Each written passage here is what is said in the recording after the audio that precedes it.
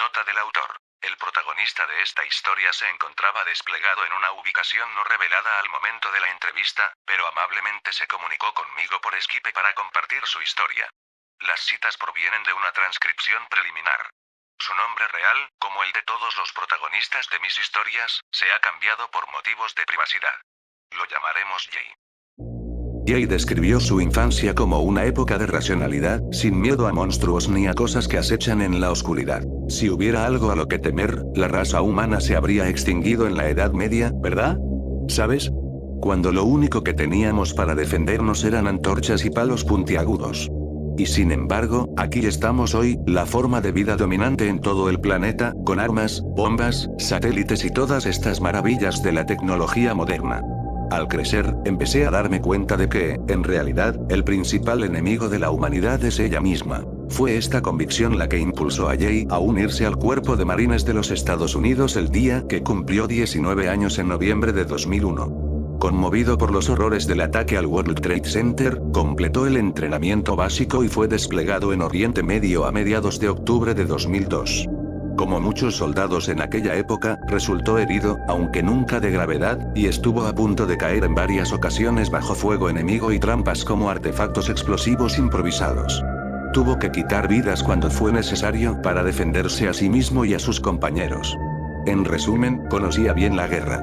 A pesar de todo, sentía orgullo por haber salido ileso, tanto física como mentalmente. Eso cambiaría durante una misión en las estribaciones de Afganistán. En algún momento durante los primeros años de la guerra en Afganistán, Jay había alcanzado el rango de cabo y estaba al mando de un equipo de fuego de 4 hombres del Cuerpo de Marines como su oficial designado. Sus superiores habían recibido información local sobre un gran arsenal de armas de alta prioridad, con armamento de última generación, en las montañas cercanas. Según la fuente, el alijo incluía lanzacohetes antitanque MK-153 SMAU, de gran potencia. También contenía fusiles de asalto AK-104 y AK-102 nuevos, así como otras armas muy superiores al armamento habitual de los insurgentes talibanes. El equipo de Jay había sido asignado para proteger un convoy de armas como parte de 2 escuadrones completos. Sus superiores le encomendaron a Jay y a sus compañeros marines la misión de encontrar, asegurar y eliminar este alijo antes de que pudiera usarse para atacar el convoy. Partiendo al amparo de la noche con 4 equipos, llegaron a 10 kilómetros del supuesto objetivo. Avanzaron en silencio a pie, utilizando visión térmica nocturna, ya que las densas nubes que esa noche solían cubrir la luna sumían la zona en una oscuridad casi total. Jay estaba al mando de Charlie, el tercer equipo, que conformaba el flanco occidental de la formación, mientras que Bravo ocupaba el este y Alpha, compuesto por 2 equipos, ocupaba el centro. Se les aconsejó tener cuidado y seguir las reglas de enfrentamiento, ya que era probable que hubiera civiles en la zona y, en ese momento, la guerra ya estaba perdiendo apoyo público. Con esto en mente, los marines estaban en alerta máxima. Varias horas después de comenzar su avance, las cosas empezaron a ponerse extrañas. El líder del escuadrón Alpha, que se encontraba a 1 kilómetro al este de Charlie, comenzó a comunicarse con Jay por radio, informando del hallazgo de un rastro de sangre considerable. Hizo hincapié en la palabra clave, considerable. También había huellas de manos humanas ensangrentadas y señales de cuerpos arrastrados. No era imposible encontrar el lugar donde había muerto un leopardo o incluso lobos, aunque estos últimos son menos comunes en Afganistán. No era raro descubrir los restos de una persona sorprendida y arrastrada a la intemperie. Sin embargo, Alpha también informó del hallazgo de armamento abandonado, varias armas automáticas y numerosos casquillos en el suelo, lo que indicaba fuego automático por parte de varios combatientes. Aunque los marines ya no creían que los animales fueran los culpables de la masacre, no sabían si atribuir el suceso a la violencia tribal o a la de pandillas, algo que ninguno había visto jamás de esa magnitud. Tras comunicar sus hallazgos, se les indicó que procedieran con la máxima precaución, pero Jay describió que lo peor estaba por venir. 15 minutos después, el escuadrón Bravo informó de sus propios hallazgos. Una pequeña vivienda en la ladera de una colina que parecía haber sido habitada recientemente. Había comida en la mesa y velas encendidas, pero aún se veía sangre fresca en el suelo, las paredes e incluso el techo. Las habitaciones estaban llenas de armas desechadas y casquillos percutidos. Según el jefe del escuadrón, la puerta principal había sido arrancada de sus bisagras desde el exterior y lanzada a varios metros de la estructura. Bravo también localizó el presunto arsenal en una de las habitaciones, que había sido abierta con algunas armas desechadas durante el proceso de carga. Jay señaló que, en ese momento, los marines se estaban asustando y, de repente, las comunicaciones comenzaron a cortarse inexplicablemente, dejando a los equipos de fuego no podían informar al mando y apenas lograban comunicarse entre sí. Antes de que la señal se perdiera por completo, todos los pelotones acordaron atrincherarse en posiciones defensivas cercanas y esperar a que la interferencia desapareciera. Hyde y el resto del escuadrón Charlie se dirigieron a una colina cercana y se instalaron en una hondonada con una vista despejada de los alrededores. El clima, al que los marines culpaban del apagón de comunicaciones, se mantuvo sin lluvia ni vientos fuertes, pero las nubes no se disiparon, limitando su visión a sus ópticas térmicas. Poco después, el equipo de Jay identificó a un grupo de 7 insurgentes bien armados que caminaban en su dirección, todos fuertemente armados y bien equipados, pero aparentemente ajenos a la presencia de los marines. Con la ventaja de la altura y la potencia de fuego, el equipo de Jay se preparó para un enfrentamiento si el enemigo se acercaba demasiado. Sin embargo, cuando se acercaron lo suficiente como para oírlos, uno de los marines que dominaba el dialecto local informó que parecían asustados. De hecho, los talibanes actuaban nerviosos, mirando a su alrededor en todas direcciones y casi tropezando. Si sabían que había tropas estadounidenses cerca, parecían indiferentes. En ese momento, Jay divisó una octava figura que se acercaba al grupo contrario, con ropa térmica brillante como la de los talibanes. Este hombre estaba desarmado, vestido con una sencilla túnica blanca que le cubría todo el cuerpo mientras bajaba la colina hacia los insurgentes. Al percatarse del recién llegado, comenzaron a gritar y a apuntar con sus armas, chillando aún más fuerte y con un tono de alarma aún mayor.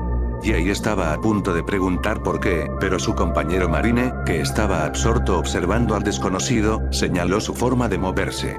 No caminaba, sino que se balanceaba, con las piernas inmóviles y colgando flácidas. Sus pies parecían estar a varios centímetros del suelo y sus brazos colgaban sin fuerza a los costados. Esto inquietó incluso a los marines, uno de los cuales lo describió acertadamente como si se moviera como una vieja marioneta. Jay fue el primero en distinguir algo aún más extraño a medida que observaba la figura. Justo detrás de ella se veía una forma tenue, casi imperceptible. Algo se movía contra el fondo de roca fría, polvo y arena.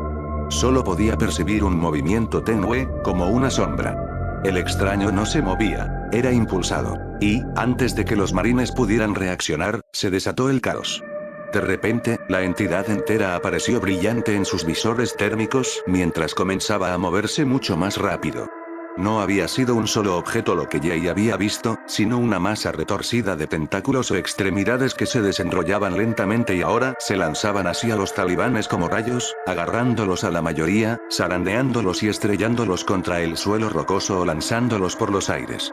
Sus rápidas ráfagas de disparos y frenéticos gritos de angustia no parecían frenar a la entidad. Al contrario, parecían excitarla o enfurecerla. Un insurgente en la retaguardia del grupo logró escapar y, sin importarle sus pocos compañeros supervivientes, disparó un lanzacohetes contra el atacante.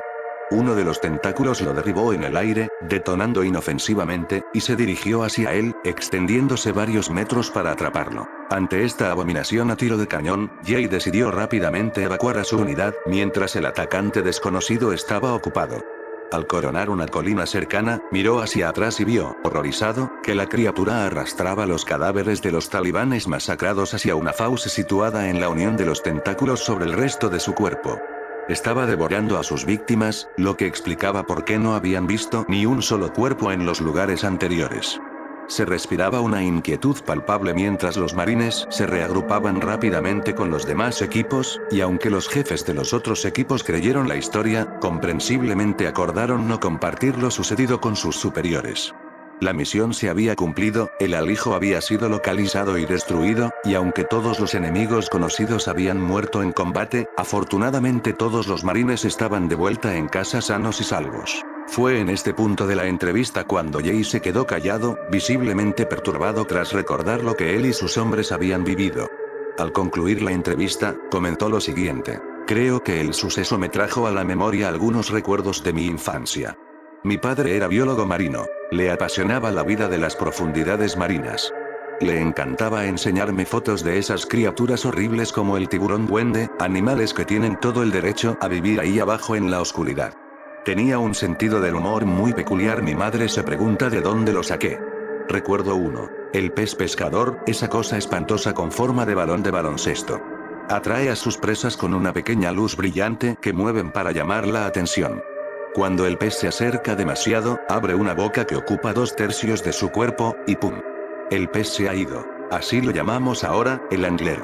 Al menos, los que seguimos vivos y lo vimos. Solo Dios sabe de dónde vino o dónde está ahora. Por lo que sé, y créanme, he investigado, no han salido a la luz más historias de encuentros. Ojalá sea solo porque los comandantes de sus respectivas fuerzas han sido muy buenos encubriendo las historias, o tal vez cualquier otra persona que tuviera historias que contar no sobrevivió.